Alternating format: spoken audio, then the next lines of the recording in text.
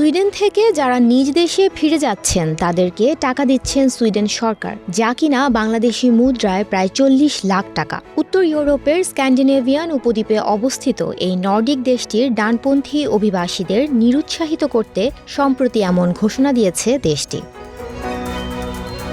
2026 সাল থেকে যেসব অভিবাসী স্বেচ্ছায় নিজ দেশে ফেরত যেতে চাইবেন তাদের 3.5 লাখ সুইডিশ ক্রোনা বা প্রায় $34,000 সমপরিমাণ অর্থ দেবে সুইডেন। বর্তমান বিনিময় হারে বাংলাদেশি মুদ্রায় যার পরিমাণ প্রায় 40 লাখ টাকা। বর্তমানে স্বেচ্ছা প্রত্যাবাসন কর্মসূচির আওতায় নিজ দেশে ফেরত গেলে প্রাপ্তবয়স্কদের 10,000 ক্রোনা ও শিশুদের জন্য 5,000 ক্রোনা পর্যন্ত দেয় সুইডিশ সরকার। এক পরিবারের জন্য এই সীমা সর্বোচ্চ 40,000 সুইডিশ ক্রোনা।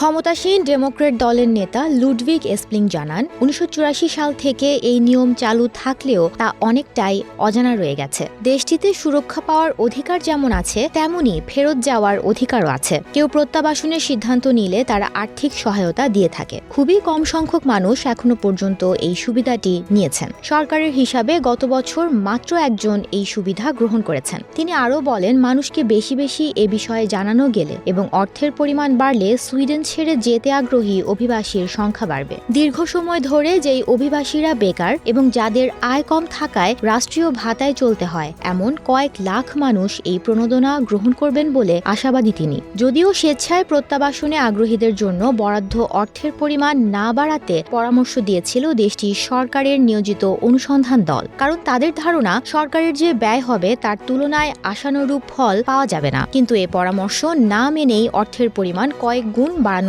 সিদ্ধান্ত নিয়েছে দেশটির সরকার।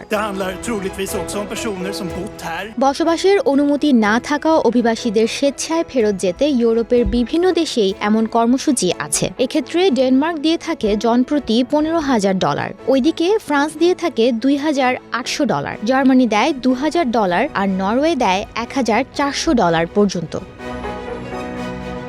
সুইডেনে স্থায়ী বা অস্থায়ীভাবে বসবাসের অনুমতি থাকা ব্যক্তি এই অনুদানের জন্য আবেদন করতে পারেন। শরণার্থী, কোটা শরণার্থী, সহায়ক সুরক্ষার আওতায় থাকা ব্যক্তি বা তাদের সাথে সম্পর্কিত ব্যক্তিরা এই সুবিধা পাওয়ার জন্য যোগ্য। তবে অস্থায়ী সুরক্ষা নির্দেশের অধীনে বসবাসের অনুমতি থাকা বা ইউক্রেন থেকে আগত ব্যক্তিরা এই সুবিধার আওতাভুক্ত নয়। সেই সঙ্গে ফিরে যাওয়ার জন্য নিজের যথেষ্ট অর্থ থাকলে এবং সুইডেনে কারোর ঋণ থাকলে তিনিও অযোগ্য বলে বিবেচিত হবেন। সুমনা মুস্তফা, প্রবাস খবর।